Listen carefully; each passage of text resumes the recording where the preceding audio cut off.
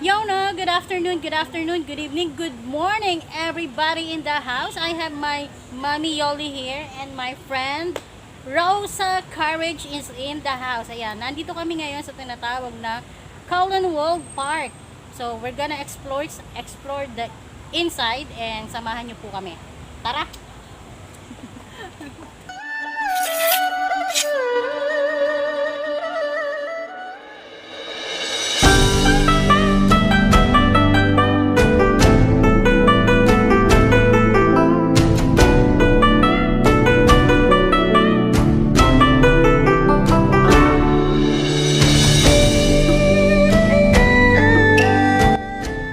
Kowloon World City Park.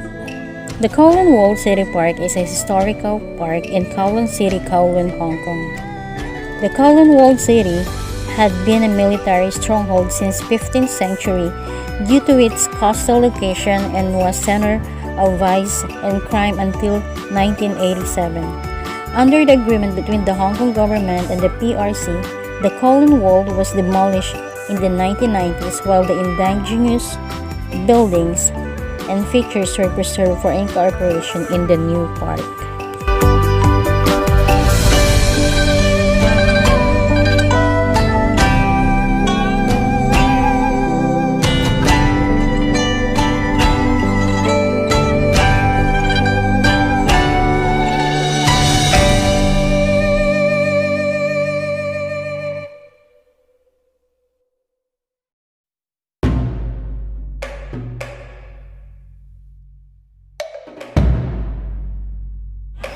The Old South Gate. The Old South Gate is one of the Hong Kong's official declared monuments.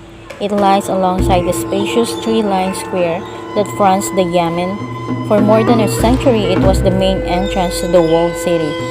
Today, it is the first site you're likely to visit if you're entering the park via the present South Gate.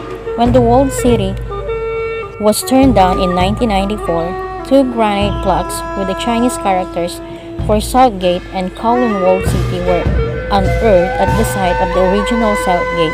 Also discovered were the granite paving and foundation of the Southgate along with the flagstone path that lead to the Southgate and a drainage ditch running around along foot of the inner city wall. All have been preserved as found for public viewing.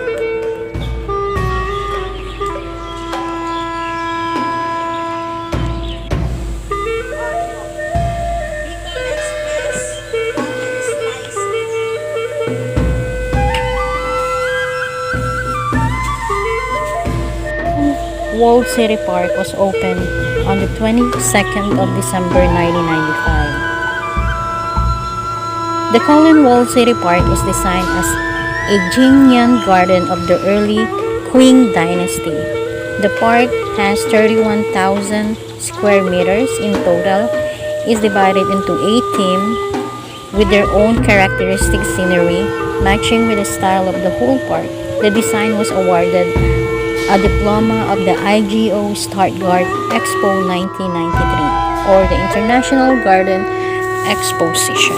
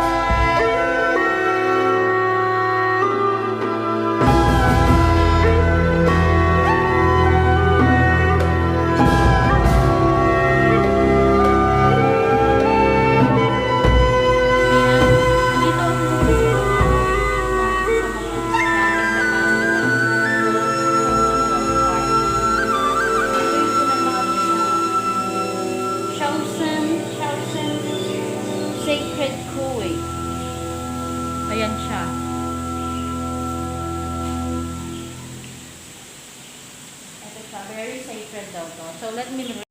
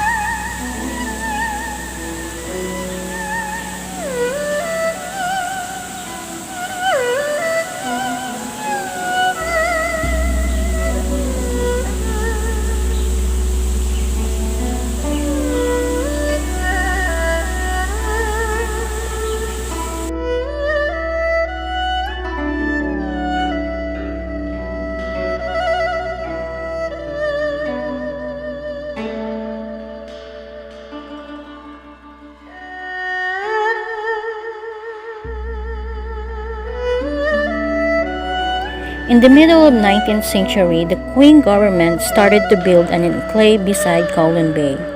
Surrounded by stone walls, the walled city was initially used for military purposes, housing many soldiers and their families. During World War II, the stone walls were demolished by the Japanese army. Part of them were buried and well preserved until under the soil. By the 1970s, the population of the city had risen to 41,000. The number of buildings was 503 in 1994. By that time, the British colonial government found it increasingly difficult to manage and control the serious crime in the area related to drugs, illegal gambling, prostitution, and quackery, as well as domestic factories including textile, candy making, and production of juksing noodles were situated in the area.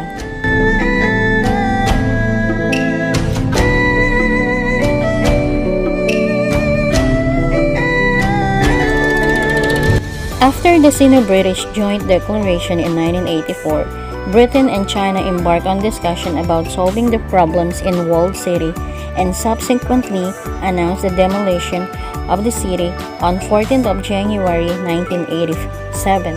Between 1987 and 1989, residents were resettled and demolition began in 1993. By 1995, the site had been transformed into a park for nearby residents due to its proximity to the Kai Tak Airport, so that the park could have more open view.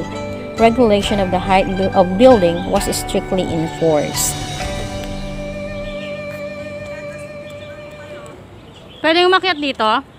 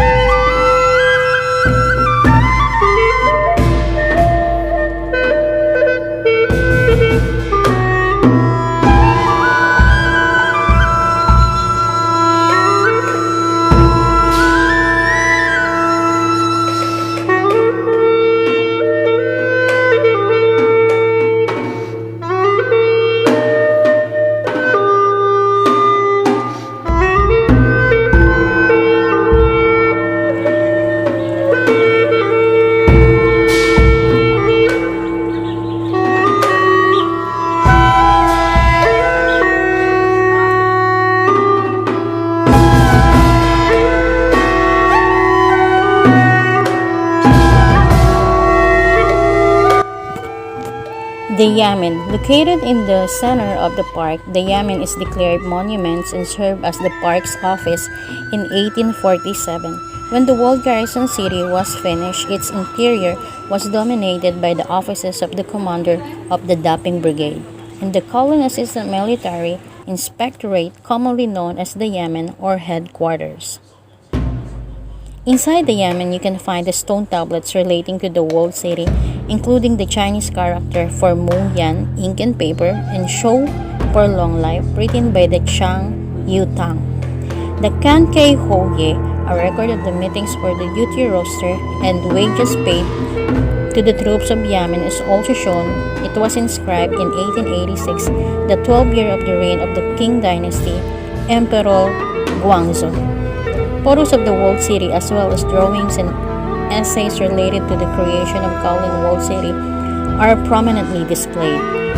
Two canyons are positioned at either end of the Yamen's front yard, made in 1802 during the reign of Qing dynasty Emperor Ji Jia Qing. The canon shows that the Qing government attached considerable importance to border defense.